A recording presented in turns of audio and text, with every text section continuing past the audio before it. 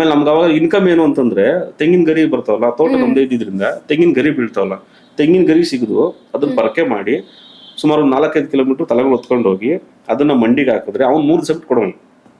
ನಮಗೆ ದೀಪಾವಳಿ ಇನ್ನೊಂದು 6 ತಿಂಗಳಿದೆ ಅಂದ್ರೆ ನಾವು ಇವತ್ತೇ ಸ್ಟಾರ್ಟ್ ನಾವು ಕಡ್ಡಿ ಸಿಗಕ್ಕೆ. ಕಡ್ಡಿ ಸಿಗುದು ಅದನ್ನ ನೀಟಾಗಿ ಶಾರ್ಪ್ ಆಗಿ ಮಾಡಿ ಸೈಜಲ್ಲಿ ಕಟ್ ಮಾಡಿ ಅದನ್ನ ಶಾರ್ಪ್ ಆಗಿ ಒಂದೊಂದು ಸೈಜ್ ಕರೆಕ್ಟ್ ಆಗಿ ಮಾಡ್ಕೊಂಡು ಅದನ್ನ ತಲೆ ಮೇಲೆ ಸೈಕಲ್ ಎಲ್ಲ ಗತಿನೇ ಇಲ್ಲ ಬಿಡ್ರಿ ಅವಾಗ. ಅದನ್ನ ತಲೆ ಮೇಲೆ 3 ಕಿಲೋಮೀಟರ್ ಹೊತ್ಕೊಂಡು ಹಾಕಿದ್ರೆ ಅದ್ರಲ್ಲಿ ನಮ್ಗೆ ಅವಾಗಿನ ಕಾಲಕ್ಕೆ ಒಂದು 200-300 ಬಂದ್ರೆ ಅದೇ ನಮ್ ದೀಪಾವಳಿ ದಸರಾ ಎಲ್ಲ ಹಿಂಗೆ ಪ್ಲಾನ್ ಮಾಡ್ಕೊಂತೀವಿ.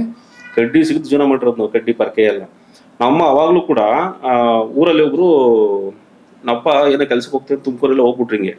ಅವಾಗ ನಾನು ನಮ್ಮ ಅಕ್ಕ ಅಮ್ಮ ಅಣ್ಣ ತುಮಕೂರು ಅಷ್ಟಲ್ಲಿ ಓದ್ತಿದ್ದ. ಅಮ್ಮ ಅವಾಗ ಹೆಂಗಿತ್ತು ಅಂದ್ರೆ ಆಪ್ಷನ್ ಇಲ್ಲ, ಯಾವಾಗಲೂ ಕಡ್ಡಿ ಸಿಗಕ್ಕಾಗಲ್ಲ ಅಂತೇಳಿ ಪಕ್ಕದ ಊರಲ್ಲಿ ಒಂದು ದೊಡ್ಡವ್ರ ಮನೆ ಕೆಲ್ಸಕ್ಕೆ ಸೇರ್ಕೊಂಡ್ರು. ಅವರು ಕೆಲಸ ಮಾಡ್ತಾ ಇದ್ರು, ಅಲ್ಲಿ ಉಳಿದ್ರು ಅನ್ನ ಅಕ್ಕಿ ರೈಸ್ ಎಲ್ಲ ಕೊಟ್ಟು ಕಳ್ಸರು. ಅದು ನಡೀತಾ ಇತ್ತಂಗು. ಒಂದಿನ ಆಯಮ್ಮನ್ ಸತ್ತೋಗ್ಬಿಟ್ರು ಆ ಮನೇಲಿ.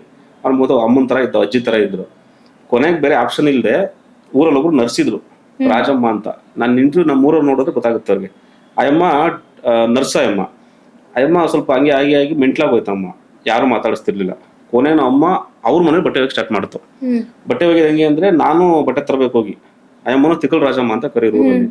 ಆಯಮ್ಮನ ಬಟ್ಟೆ ನಾವು ತರಬೇಕಿತ್ತು, ಹೋಗಿ ನಾನು ತಗೊಂಬರ್ಬೇಕಿತ್ತು. ನಮ್ಮ ತಂದ್ರೆ ನಮ್ಮ ಬಟ್ಟೆ ಹೋಗಿ ವಾಪಸ್ ಕೂಡ ತಗೊಂಡೋಗಿ ಕೊಡ್ಬೇಕಿತ್ತು.